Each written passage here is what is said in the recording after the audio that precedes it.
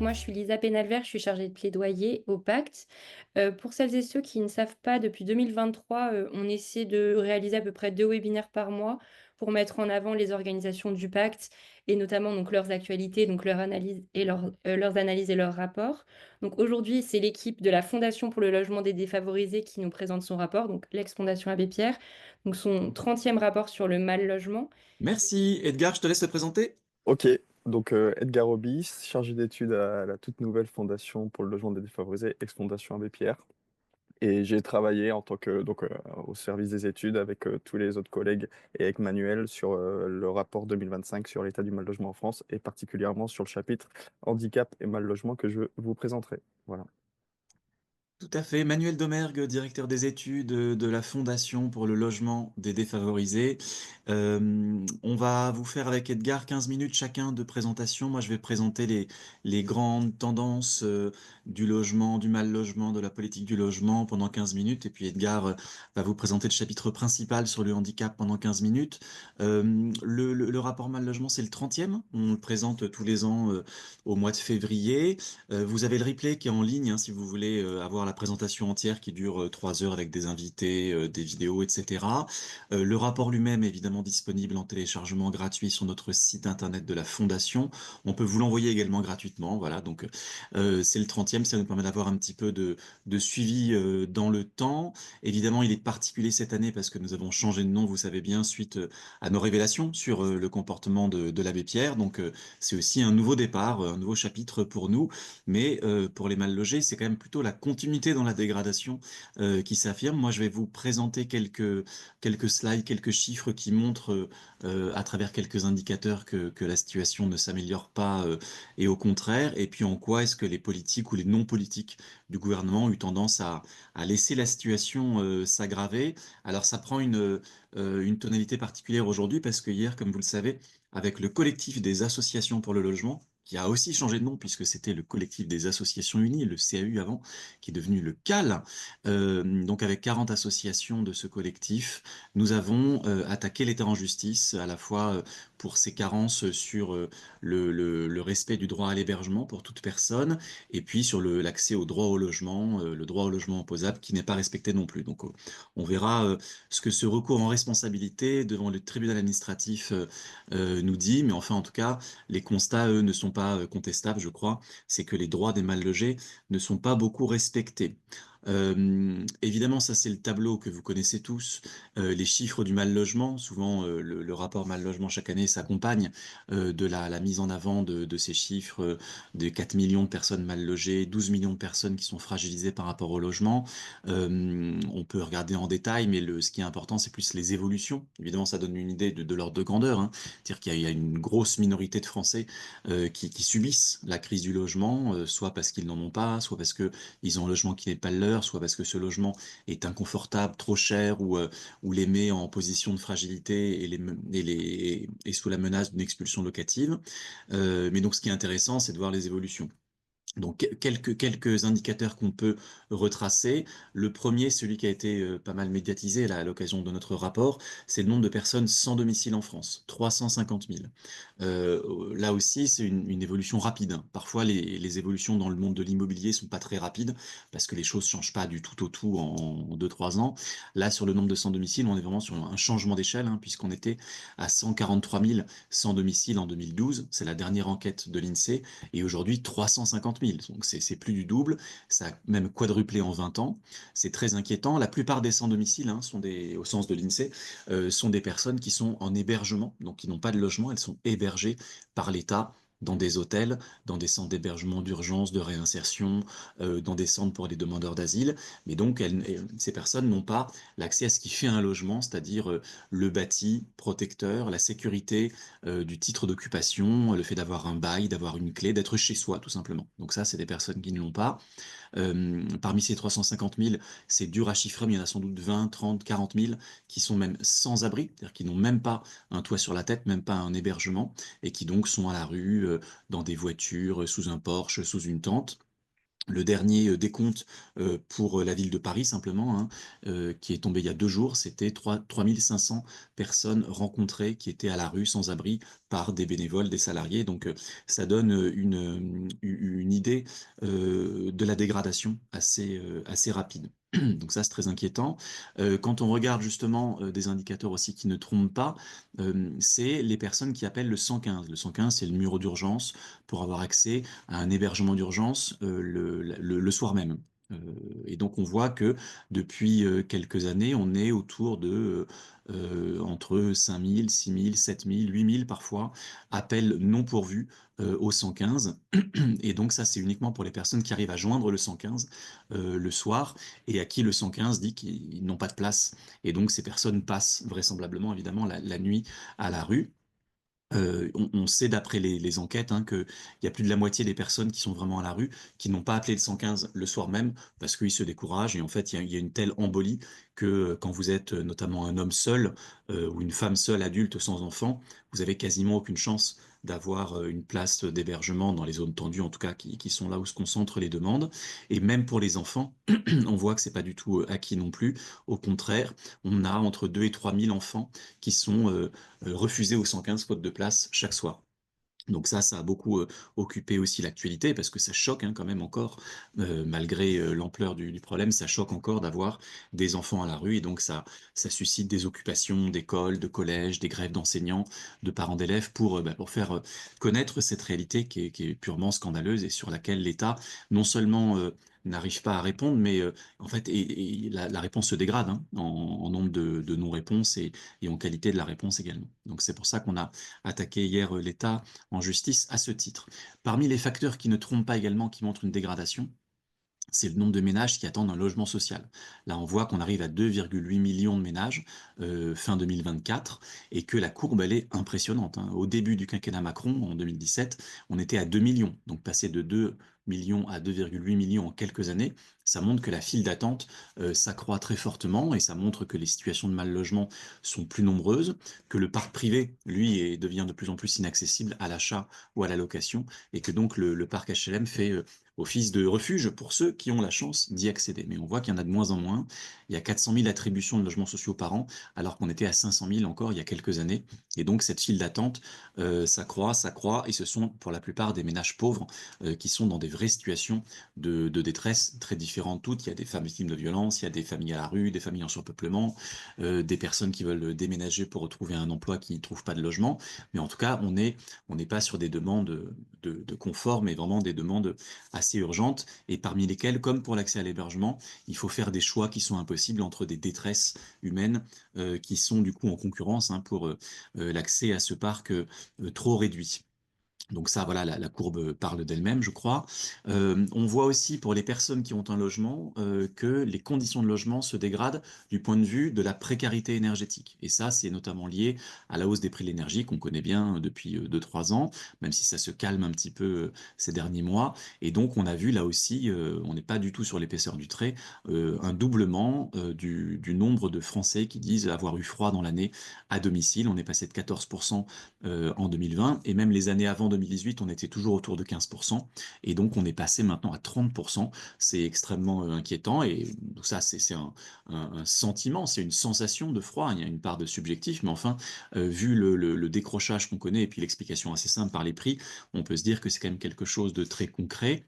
Et puis quand on regarde un autre indicateur de précarité énergétique qui là aussi est très précis, hein, à l'unité près, on voit les gens qui sont en impayé d'énergie, donc qui cherchent à se chauffer mais qui n'arrivent pas à payer leurs factures.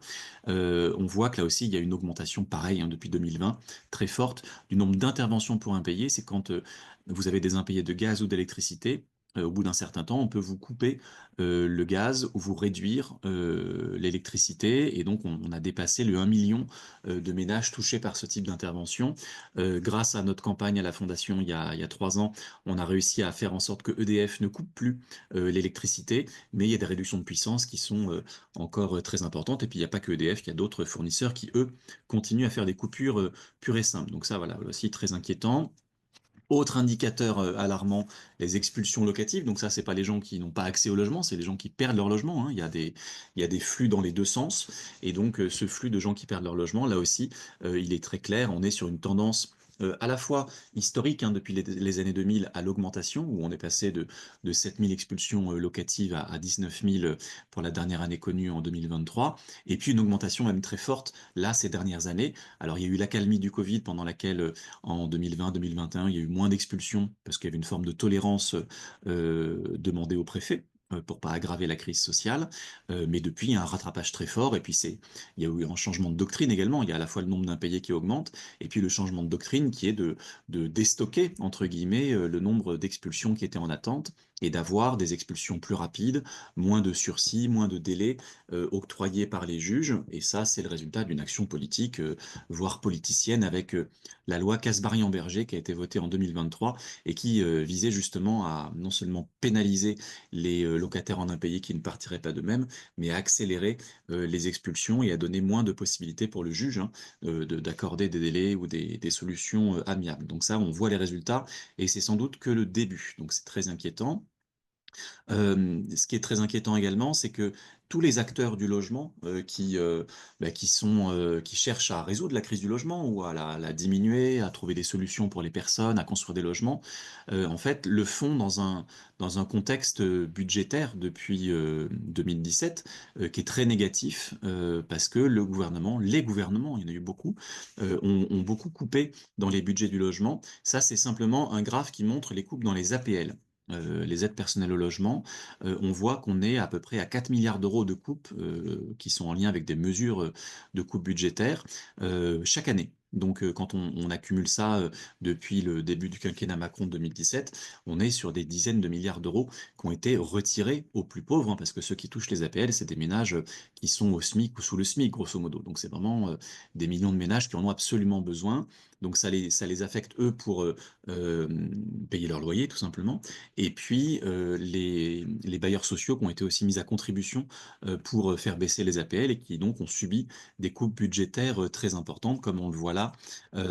C'est eux, ce qu'ils ont payé, c'est la réduction de loyer de solidarité, 1,3 milliard d'euros par an, qui s'ajoute en plus à une hausse de la TVA depuis 2018 sur la production de logements sociaux. Donc on voit que c'est des gouvernements qui font un peu les choses à l'envers et qui s'attaquent aux acteurs qui seraient en mesure de participer à la réponse face à la crise du logement. Donc ça, c'est très inquiétant. Quand on regarde plus l'action politique euh, en 2024, hein, puisqu'on a un chapitre entier qui est consacré à ça, on s'aperçoit qu'il y a eu plein de gouvernements différents, il y a eu beaucoup d'instabilité, c'était assez particulier en 2024. On a estimé que sur les 12 mois de l'année, il y a eu 8 mois pendant lesquels on n'avait pas de ministre du Logement en capacité de prendre des décisions. Donc en gros, il ne s'est pas passé grand-chose alors que la crise s'aggravait, on a vu ces indicateurs, mais aussi une crise de l'immobilier, avec une remontée des taux d'intérêt qui a fait chuter la production de logements sociaux, encore plus qu'auparavant. Et par rapport à ça, tous les acteurs de l'immobilier avaient tiré la sonnette d'alarme. C'était le CNR Logement, qui avait été animé notamment par la Fondation pour le Logement, par Christophe Robert, notre délégué général. Et tous les acteurs réunis, quelles que soient leurs opinions dans le monde de l'immobilier, avaient appelé, il y a 1 an et demi, à un sursaut de la politique. Et le choix avait été fait, hein, de ne pas répondre à ces demandes. Et puis après, l'instabilité ministérielle a fait qu'il n'y avait même personne qui aurait été capable d'y répondre réellement. Donc ça, c'est très inquiétant. Ce qui était quelque part, finalement, qui a limité la casse, cette instabilité aussi, à l'inverse, c'est que parfois, on se plaignait de ne pas avoir de ministre du Logement, mais parfois, on se plaignait d'en avoir. Parce qu'on a eu, entre-temps, Guillaume Kasbarian, qui, après sa célèbre loi pour expulser les gens, a été ministre du Logement. Donc là aussi, ça dit tout, si vous voulez, de la politique du logement. Et il avait concocté un projet de loi qui, heureusement, s'est arrêté en cours de route avec la dissolution, qui était très négatif parce qu'il prévoyait de réduire la loi SRU qui impose un quota de logements sociaux par commune, de booster le logement locatif intermédiaire à la place, qui n'est pas du tout un logement pour les ménages populaires ou même les classes moyennes, mais plutôt pour les cadres, qui voulait augmenter les loyers HLM à chaque changement de locataire, et qui voulait baisser les attributions de logements sociaux pour les ménages prioritaires en laissant la main aux acteurs, aux maires pour rogner sur les prioritaires. Donc c'était vraiment très négatif. Heureusement, il s'est arrêté en cours de route, mais enfin, c'est quand même des choses qui sont inquiétantes. Pour vous dire ce débat qu'on a entre production de logements sociaux, de logements intermédiaires, ça c'est la courbe de la production de logements en France, les mises en chantier. Donc on descend un niveau qu'on n'a jamais connu là en 2024 depuis 30 ans, donc c'est très inquiétant. Et puis ce qui chute beaucoup, c'est les logements sociaux, comme vous le voyez là, depuis là aussi, hein, depuis 2017, c'est très clair. Et en 2024, les estimations disent qu'on serait à 85 000 logements sociaux produits, ce qui est très peu. Il en faudrait 150 000 pour commencer à résorber un peu la pénurie. Et à l'inverse, le logement intermédiaire, lui, décolle beaucoup, hein. Donc, tous les logements sociaux en moins, c'est des logements intermédiaires en plus, on a l'impression, qui s'adressent plutôt à des cadres. Donc là, ça correspond bien au projet qui avait été mis en avant par Guillaume Kasbarian, mais c'était pas que Guillaume Kasbarian, c'était aussi une des tendances de long terme de la part des différents gouvernements. Mais là, c'était très décomplexé, on va dire, comme présentation. Depuis, on a une nouvelle ministre, Valérie Létard, qui est moins caricaturale, qui connaît le sujet, qui est attentive, on va dire, avec qui on peut discuter. Mais pour autant, les solutions qui ont été trouvées un peu en catastrophe dans le projet de loi de finances pour 2025, c'est pas des solutions très sociales. Il y a eu un petit geste pour réduire un peu la ponction sur les bailleurs sociaux, qui est passé d'1,3 milliard à 1,1 milliard. Donc il y a 200 millions d'euros de coupes en moins, mais enfin, ça reste quand même des coupes importantes. Et puis il y a eu un déblocage un peu du prêt à taux zéro, mais là aussi c'est pas forcément une mesure très écolo parce que ça permet d'aller financer des maisons dans des zones détendues, donc c'est pas très écolo. Euh, c'est pas très social non plus parce que ceux qui en bénéficient sont des ménages déjà qui peuvent accéder à la propriété, donc c'est bien pour eux. Mais quand on voit toutes les urgences sociales derrière qui ne sont pas traitées, c'est quand même un peu inquiétant. Et puis il y a eu une mesure très inégalitaire qui prévoit en fait de défiscaliser les donations, les grandes donations de parents ou de grands-parents riches à leurs enfants pour qu'ils puissent acheter des résidences principales ou des résidences à mettre en location. Donc là, c'est quand même des mesures qui sont très inégalitaires. Et pour terminer, pour pas trop dépasser mon temps, on a l'impression que les gouvernements n'ont pas de solution hein, face à la crise du logement, n'en cherchent pas vraiment parce qu'ils sont plus préoccupés par des mesures répressives, par des mesures de coûts budgétaires, parce que les ministères du logement ont peu de poids par rapport à Bercy, par rapport au ministère de l'Intérieur, parce que les mal logés ont peu de poids, eux, leurs porte-parole, leurs représentants dans l'espace public.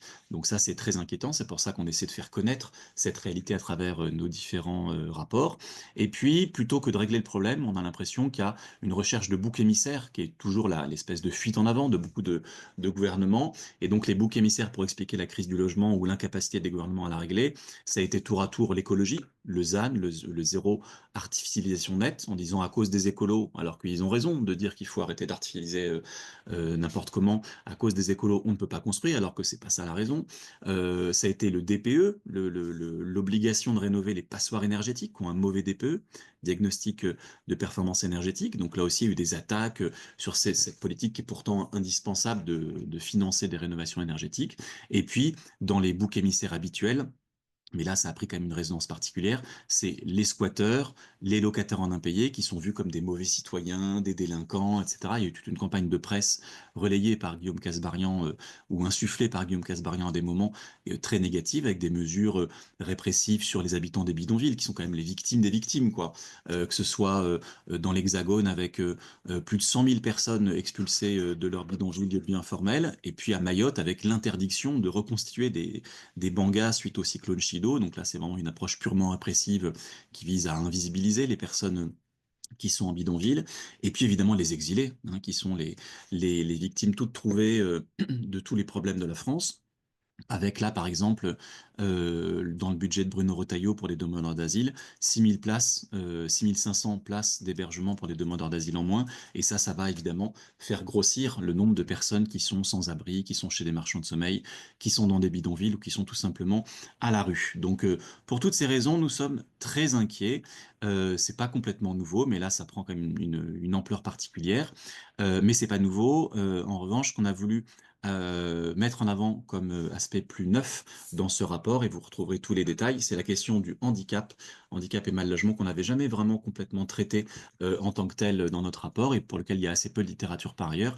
Et je laisse mon collègue Edgar vous présenter ce chapitre. Merci. Bonjour à tous et à toutes. Donc, me revient la tâche de présenter le chapitre handicap et mal logement, le parcours des combattants. Par handicap, on a pris deux choses en compte. Les personnes handicapées au sens administratif, plus les personnes en perte d'autonomie liées au vieillissement. Donc pourquoi? Parce qu'on a considéré que ces deux populations sont confrontées ensemble à des limitations fonctionnelles et ont donc des besoins d'accompagnement et d'adaptation de leur logement de la même façon. Pour l'adresse, en 2021, l'adresse qui est le service statistique du ministère de la Santé, en 2021, ce sont plus de 8 millions de personnes vivant à domicile qui sont handicapées. Handicapées pourquoi? Parce qu'elles déclarent une limitation sévère ou une restriction dans les activités quotidiennes. Toutefois, selon les définitions et les enquêtes, ce chiffre peut varier. On passe à 4,5 millions en 2022 avec une définition plus large. Dans notre rapport, avec ces 8 millions de personnes, nous avons pris en compte également les 9 millions de proches, les parents, les conjointes et conjoints, les enfants, qui deviennent des aidants et des aidantes potentielles et dont la vie est elle aussi affectée. Dans notre chapitre, on a souhaité aborder plusieurs thématiques. D'abord, ce que nous avons voulu montrer, c'est que être une personne en situation de handicap, c'est être en première ligne du mal logement et à quel point être une personne handicapée en France, ça a des conséquences sur le fait d'être mal logé. Toutes les facettes du mal logement empirent. Pour vous donner un chiffre, sur les 4 millions de mal logés en France, sur les 4,2 millions de mal logés, au moins 350 000 sont en situation de handicap. Mais pour les personnes handicapées, c'est la double peine. Plusieurs exemples où la situation de handicap aggrave les situations de mal logement. Pour les personnes, par exemple, privées de domicile personnel, celles qu'on retrouve parmi les 350 000 ou les 1,1 million parmi nos 4,2 millions de mal logés. Selon la FIRA, en 2020, 30 à 50% des personnes à la rue souffriraient d'un handicap psychique. Mais également, il y a la question de l'hébergement. Dans notre présentation du rapport sur l'état du mal logement de la semaine dernière, un petit visuel est passé à propos du cas de Christiane Dominique Afouba, pardon, qui est aveugle et vit dans un hébergement inadapté à cause de son handicap à la Cité des Dames à Paris. Troisième point, vivre en hôtel. Être en hôtel inadapté peut s'avérer réellement compliqué. Dans le rapport, on parle du cas de Bintou. Bintou, qui est une mère qui a changé plus de 20 fois d'hébergement. Elle a 3 enfants, dont l'un est atteint d'un handicap psychique, physique et qui est en fauteuil roulant. Elle vit aujourd'hui dans une chambre d'hôtel, un T2, avec une seule chambre pour 5 personnes. À cette situation de surpeuplement s'ajoute l'inadaptation de la chambre au handicap de son fils, sanitaire et douche non adaptée, promiscuité. Pour les personnes privées de domicile et personnel, donc les personnes à la rue, il y a la question de l'hébergement et le fait de vivre en hôtel inadapté. Sur la question de l'accès au logement, qui est une autre facette du mal logement. Dans le parc privé, les personnes en situation de handicap sont souvent victimes de discrimination. Des discriminations qui peuvent être de plusieurs ordres. Quelques exemples. Des stéréotypes sur la façon d'habiter, notamment liés à des troubles du voisinage ou d'un mauvais entretien du logement. Des annonces immobilières qui ne sont pas forcément accessibles et adaptées aux personnes en situation de handicap.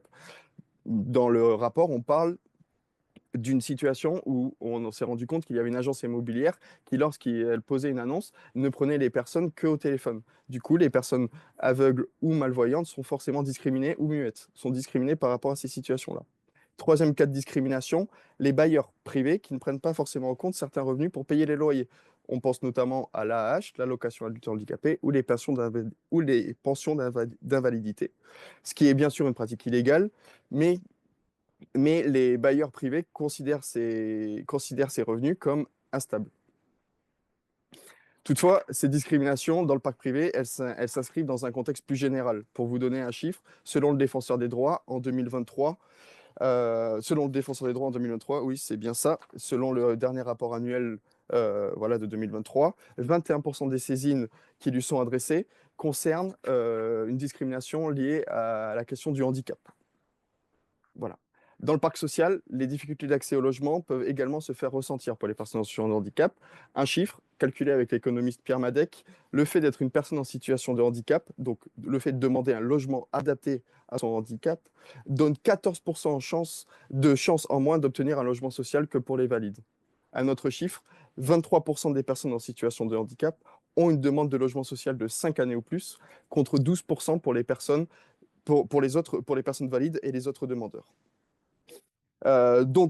Sauf que j'y reviendrai après, mais ces conséquences dans le parc social peuvent être dues à plusieurs choses, dues à un manque d'offres des logements adaptés et également à la situation du parc social. Pour rappel, comme le disait Emmanuel plus tôt, en ce moment, ce sont en 2023-2024, c'est plus de 2,7 millions de personnes qui étaient en attente d'un logement social. Troisième conséquence du mal logement, la perte de logement. Les personnes en situation de handicap sont en première ligne de ces situations-là, notamment car elles sont plus souvent soumises aux expulsions locatives, notamment du fait de leur précarité financière.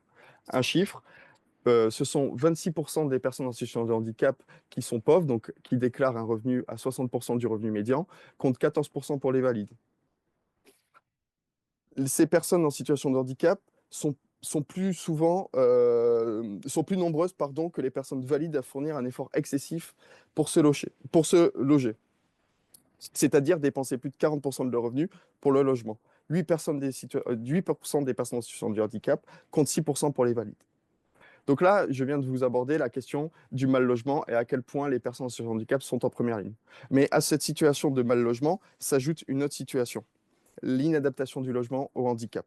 Cette situation touche plus de 200 000 ménages en France, selon l'enquête nationale logement de 2013. Toutefois, ce sont les seules données que nous disposons, dont nous disposons. Et c'est un problème en soi parce que tout simplement, les données de l'ENL 2020, de l'enquête nationale logement 2020, nous ne les avons pas. Nous n'avons pas réussi à avoir les données. Nous n'avons pas réussi à avoir les données, pardon. Donc, quelques exemples qui sont souvent méconnus d'adaptation dans un logement. Par contre, il faut garder en tête qu'il y a autant d'adaptation qu'il y a de handicap, mais quelques exemples. Par exemple, dans le rapport, nous parlons d'une situation où une dame, Amira, mère célibataire aveugle, qui ne peut pas surveiller sa fille en bas âge car elle est aveugle et qui craint que celle-ci tombe par la fenêtre par accident de son de l'étage où elle habite, qui est le 8e étage. Donc elle demande une sécurité des fenêtres, adaptation du logement pour cette dame à cause d'une déficience visuelle. Également, pour les personnes qui ont des troubles mentaux, afin de limiter leur angoisse liée à leur handicap, une demande de cloison, d'avoir des cloisons qui sont bien épaisses pour limiter les bruits extérieurs. Nouvelle forme d'adaptation dans le logement. Autre forme d'adaptation pour les personnes qui ont une déficience auditive, le remplacement de la sonnette par une sonnette lumineuse, adaptation du logement. Et enfin, pour les handicaps moteurs, ceux auxquels on pense généralement quand on parle d'adaptation et d'accessibilité, un aménagement pour pouvoir se doucher, pour sortir de chez soi, notamment pour pouvoir avoir accès à l'extérieur. Parce que l'inadaptation du logement, elle entraîne des conséquences. Elle entraîne des conséquences en termes d'isolement, avec un fort sentiment de solitude. Un autre chiffre, en 2022, ce sont 23% des personnes en situation de handicap qui se déclarent seules tout le temps ou la plupart du temps, contre 9% pour la population générale. Également, deuxième conséquence de l'inadaptation du logement, des risques de chute, notamment pour les personnes en perte d'autonomie. Chez les plus de 65 ans, ce sont 2 millions de chutes l'année dernière, chaque année, calculé, donc ce sont 2 millions de chutes, responsables de 10 000 décès et de 130 000 hospitalisations. C'est énorme. C'est énorme, voilà. Et troisième point, dans ce chapitre, ce que nous avons souhaité mettre en avant, et la question que nous nous sommes posée, c'est quelles étaient les réponses politiques? Quelle était la politique du handicap en France pour répondre à ces situations de manque de logement accessible et adapté? Sur l'accessibilité du logement, dans le parc privé, en deux temps, dans le neuf d'abord, puis dans l'existant. Dans le neuf, dans le parc privé, la politique du handicap, ce qui a voulu être mis en avant par les politiques publiques, c'est de rendre accessibles les constructions neuves. Les constructions neuves qui représentent environ 1% du parc chaque année en volume, du parc qui rentre. Il y avait une loi, avec la loi handicap de 2005, qui expliquait dans les textes que 100% des logements devaient être accessibles lors d'une construction en immeuble collectif, lors d'un immeuble collectif en rez-de-chaussée ou où il y avait un ascenseur à partir du 4e étage. Cette loi de 2005, avec la loi de 2018 nommée la loi Elan, on passe de 100% des logements accessibles en immeuble collectif neuf à 20%. Les 80% restants deviennent des logements évolutifs. Ainsi, simplement pour vous donner un ordre d'idée, pour un immeuble neuf de 2 étages sans ascenseur, comprenant 5 logements par niveau, donc 5 logements au rez-de-chaussée, 5 logements au premier étage, 5 logements au deuxième étage, la loi dit que simplement la loi n'impose qu'un logement accessible en rez-de-chaussée pour tout l'immeuble. Un logement accessible pour 15 logements construits. La loi de 2018, elle prévoyait un rapport commandé à l'IGEDD, qui est l'inspection générale du développement durable. Et ce texte, ce rapport d'évaluation de cette réforme a été rédigé, mais jamais publié. la semaine dernière, Valérie Létard s'est engagée à le publier d'ici la fin mars 2025, donc cette année. Toutefois, on se demande si vraiment il va être publié ou non. Donc c'est vrai que donc, ces conclusions n'ont jamais été publiées, mais elles ont été plus que critiques. En particulier, par rapport à cette loi Elan, le texte explique, donc ce rapport d'évaluation explique que les travaux simples, censés rendre les logements facilement évolutifs, ne seraient qu'un vieux pieux dû à une définition laxiste. Pouvant atteindre 30 000 euros de travaux et nécessitant l'intervention de 7 corps de métiers différents, ces travaux simples peuvent s'avérer très complexes. Deuxième chose, dans le texte, dans le rapport d'évaluation, ce que ce rapport montre, c'est que cette volonté de faire 80% de logements évolutifs était justifiée par les pouvoirs publics, par le gain en surface que procurait l'inaccessibilité. Le rapport est également très critique sur cet argumentaire. En effet, la mission l'évalue seulement entre 1 et 4 mètres carrés de gain en surface des pièces de vie disponibles pour les habitants valides, gagnés au détriment de l'accessibilité, au lieu des 8 mètres carrés espérés. Donc ça, c'était sur les constructions neuves. Mais également, le manque d'accessibilité est dû au manque d'ascenseurs. Deux chiffres, près de 880 000 ménages en France déclarent, 880 000 ménages comprenant une personne en situation de handicap, déclarés en 2013, habitaient à l'étage d'un immeuble dépourvu d'ascenseur. 880 000. Mais ce qu'on s'est rendu compte en regardant la base de données de l'ENL 2013, c'est que avoir un ascenseur dans son immeuble ne signifie pas la fin des désagréments. Notamment, un autre chiffre, sur les 1,5 million de personnes qui déclaraient en 2013 subir une panne d'ascenseur, ce sont près de 300 000 qui comprenaient une personne en situation de handicap, leur causant un préjudice particulièrement grave. Deuxième chose, dans le parc existant. Donc là, on a parlé du parc privé dans le neuf, que font les politiques publiques. Dans le parc existant, il existe depuis janvier 2024 MaPrimeAdapt, créé par l'Agence nationale de l'habitat, l'ANA. C'est un dispositif dédié aux propriétaires occupants ou aux locataires âgés et ou handicapés, sous conditions de ressources. MaPrimeAdapt subventionne le coût des travaux d'adaptation dans le logement à hauteur de 70% pour les ménages très modestes et 50% pour les ménages modestes. Toutefois, les montants des aides ne dépassant pas 22 000 euros, toutes charges comprises, fait que parfois, il y reste 30% des travaux pour les plus modestes, 30% des frais pour les plus modestes. Et de même, l'obligation d'avancer les frais représente un frein considérable pour les personnes à faible revenu, ne disposant pas d'une épargne suffisante, conduisant souvent à l'abandon des projets. En janvier 2025, il y a 3 semaines, le chiffre a été donné par l'ANA sur le nombre de logements adaptés en 2024. Alors que l'objectif était de 45 000 logements à adapter pour 2024, les chiffres montrent qu'il n'y en a eu seulement 37 000, ce qui est pas assez suffisant. Et en plus, lorsqu'on fait la somme des aides qui existaient avant MPA et qui ont été fusionnées dans MPA, on se rend compte que 37 000 représentent moins de logements adaptés. Enfin, dans le parc social, sur le parc existant, la décision de réaliser ou non des travaux d'adaptation dans un logement revient au bailleur social. Plusieurs contextes, plusieurs choses. D'abord, on a un contexte. Il y aurait seulement, selon le RPLS 2023, 18% des logements qui seraient accessibles et 6% accessibles et adaptés. Ce qui fait qu'il y a un manque d'offres pour les personnes en situation de handicap.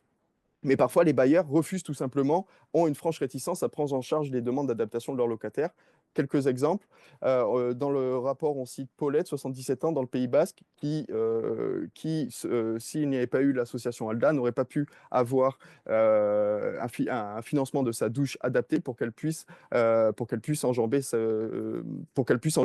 et aller dans sa douche. Son bailleur social refusait de prendre en compte ces demandes. Voilà, mais il y a également quelques bons exemples, notamment le cabinet d'architecture Lacaton-Vassal, qui, en ajoutant un jardin d'hiver, pour faire de la place en plus à Saint-Nazaire, dans la résidence La Chênaie, a réussi à construire plus de 40 logements adaptés grâce à la réhabilitation de l'immeuble. Enfin, pour finir, une avancée pour les personnes en situation de handicap qui sont en logement inadapté. Une reconnaissance DALO en février 2022 avec la loi 3DS, qui était un long combat mené par la Fondation. Pour vous expliquer rapidement, lorsqu'une personne en situation de handicap ne parvenait pas à trouver un logement adapté, elle n'avait pas de recours possible. Aujourd'hui, grâce à cette loi-là, elle peut faire un recours devant le DALO et elle devient prioritaire aux yeux de la loi. Toutefois, plusieurs années après la mise en place, on observe une certaine réticence du gouvernement à agir, puisque le formulaire CERFA du DALO, la petite case pour remplir une demande DALO, ne mentionne toujours pas ce nouveau critère légal. Pour conclure, et après j'en termine, ce que nous avons souhaité faire dans ce chapitre, c'est de montrer que l'inclusion dans la société, le sentiment d'être respecté par les pouvoirs publics, passe par l'accès à un logement digne. Dans le cas des personnes en situation de handicap, euh, nous avons souhaité montrer, et on a appuyé là-dessus dans ce chapitre, c'est que le logement digne doit également être adapté et accessible. Et donc, bien que des dispositifs existent, comme l'aide aux bailleurs sociaux ou alors de l'aide comme ma prime adapte dans le parc privé, nous sommes encore loin du compte. Simplement pour rappel, ce sont encore au moins 221 000 personnes qui vivent dans un logement inadapté à leur handicap aujourd'hui en France. Merci beaucoup à tous les 2. On a bon, forcément, c'était dense, donc on a grignoté un petit peu sur le temps, mais en même temps, c'est des sujets Désolé. importants, évidemment. Ah non, non, mais il y a pas de problème. Vous êtes beaucoup dans les questions à demander des chiffres et des précisions. On vous enverra le rapport, évidemment, et on vous mettra aussi le lien, de la présentation globale si vous avez envie, de prendre le temps parce que forcément, ça va plus dans les détails. Donc il est 21, donc je vais essayer de poser quelques questions, mais forcément, on ne pourra pas, tout poser. Peut-être, donc oui, je vois des mains qui se lèvent. Pour les questions, c'est dans le chat questions-réponses. Peut-être première question, il y a, une interrogation concernant le CNR. Donc, le Conseil national de la refondation logement, donc parmi les propositions qui sont faites, lesquelles vous paraîtraient les plus, incisives, slash urgentes si on devait en garder, qu'1, 3? Il y a la question c'est 5, mais 5 on va pas avoir le temps, désolée. Voilà. Oui, bah, ça rejoint une autre question sur les préconisations face à la crise du logement. CNR Logement, il y avait des dizaines et des dizaines de préconisations. Il y en avait qui étaient assez... Enfin, il y avait une orientation générale qui était que l'État doit réinvestir dans le logement. Les dépenses publiques pour le logement, l'effort public pour le logement est passé de 2% du PIB à 1,5 en quelques années. C'est 15 milliards d'euros en moins de dépenses publiques pour le logement. Donc il faut réinvestir et c'est sur tous les pans de la politique du logement, en particulier les APL. Ça aide vraiment les locataires en difficulté et ça aide aussi les bailleurs sociaux. Donc ça, il faut remettre de l'argent dessus, hein. L'aide à la pierre, donc aider les bailleurs sociaux à produire des logements sociaux et notamment très sociaux pour pouvoir sortir des loyers très sociaux pour les ménages qui en ont besoin. Sinon, il n'y a pas de modèle économique privé sans subvention qui permet de faire ça.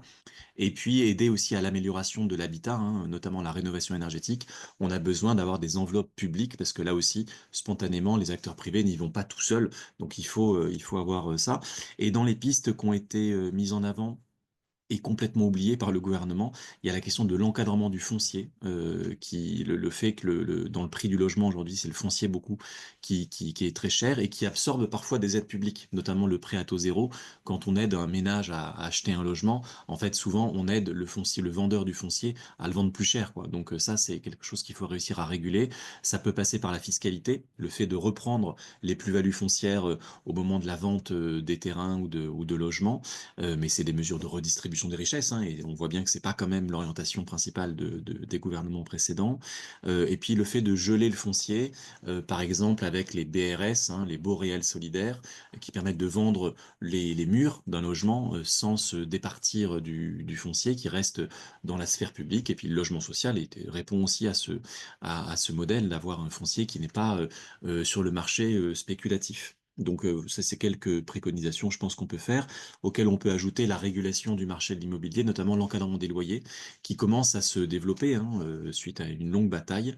Il y a 50 communes aujourd'hui qui le mettent en place, mais on aimerait que ça se mette en place dans toutes les communes tendues, et surtout que ce soit pérennisé dans le temps, parce que à l'heure actuelle, ça doit s'arrêter en novembre 2026. Merci beaucoup.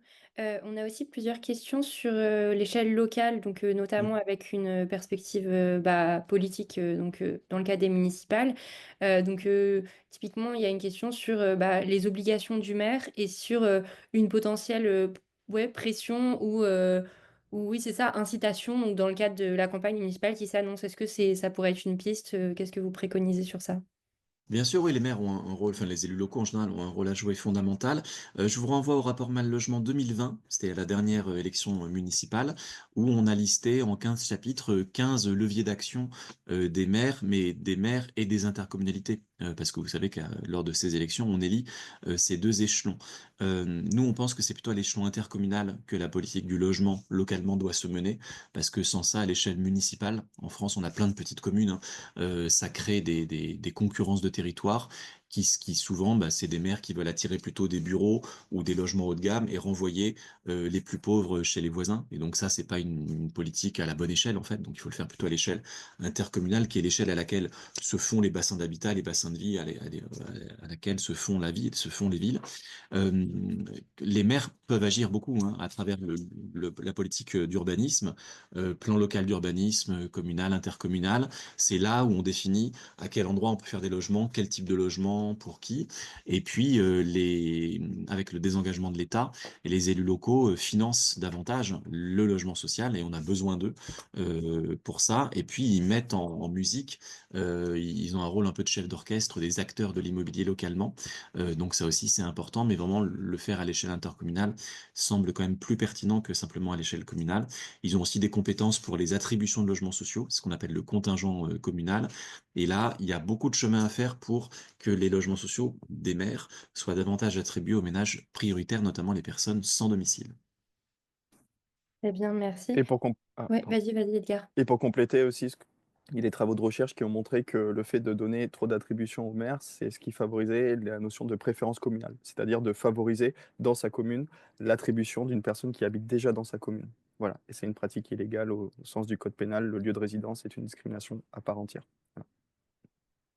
C'est noté.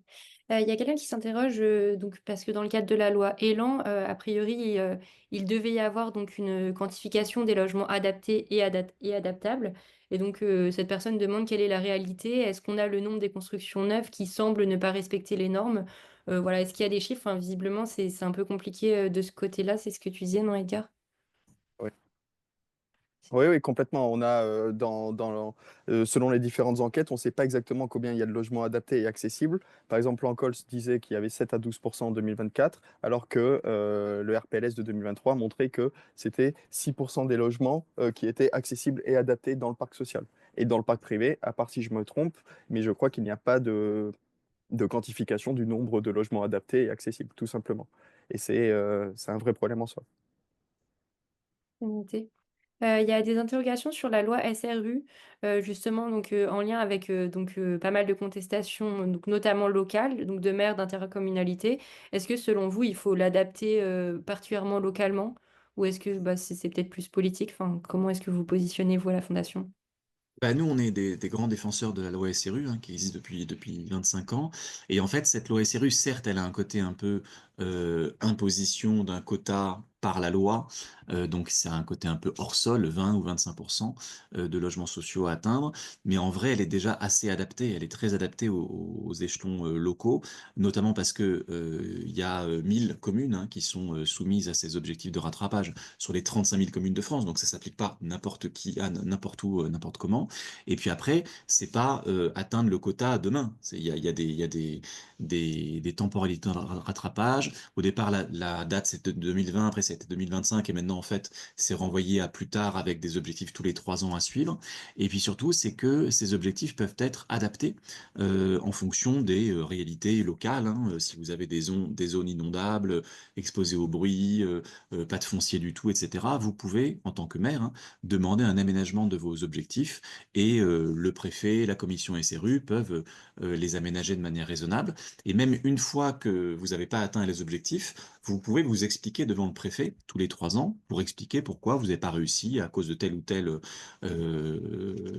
événement qui est survenu. Et les préfets sont assez compréhensifs, voire trop compréhensifs à notre sens, à tel point que parmi les communes qui ne respectent pas leurs objectifs légaux, il y a plus de la moitié qui ne sont pas sanctionnées. Donc il y a beaucoup de marge de manœuvre existante. Et puis il y a un document qui s'est mis en place, le contrat de mixité sociale, qui pour le coup là est élaboré entre le maire et le préfet, ou avec l'intercommunalité, où ils peuvent se mettre d'accord sur des objectifs à atteindre à tel endroit, de telle manière, à tel moment. Donc c'est pas simplement appliquer un quota purement et simplement. C'est noté, merci beaucoup. Bon, il est 29, donc on va pas avoir le temps de faire des questions très denses, mais il y a quand même juste une interrogation sur, le dérèglement climatique, donc l'adaptation des Mmh. logements au dérèglement climatique et donc bon, la personne demande des enfin une stratégie, c'est on n'a pas trop le temps, mais est-ce que vous avez peut-être des recommandations de sources vers lequel, enfin vers lesquelles Oui, bah, c'est un sujet qu'on a beaucoup creusé ces dernières années. Ça renvoie à plein de sous-sujets, importants, hein.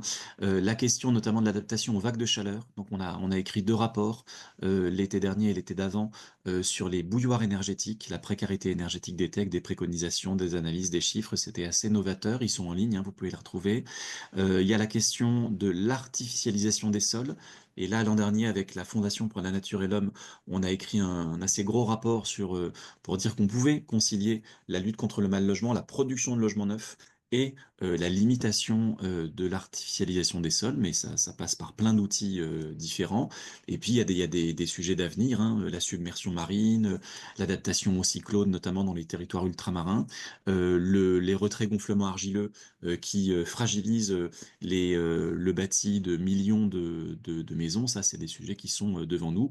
Donc on commence tous à prendre conscience, mais qui vont créer des besoins ou révéler des besoins très importants. Ouais.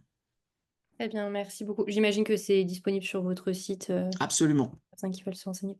Super et bah, écoutez, merci beaucoup. Je suis désolée, on va devoir s'arrêter là, il y a plein de questions, mais encore une fois, on vous enverra de toute façon le rapport, le li enfin la vidéo pour la présentation globale et cetera et on pourra aussi vous envoyer vers, un lien vers, ce rapport-là donc enfin, voilà, sur l'écologie aussi pour creuser.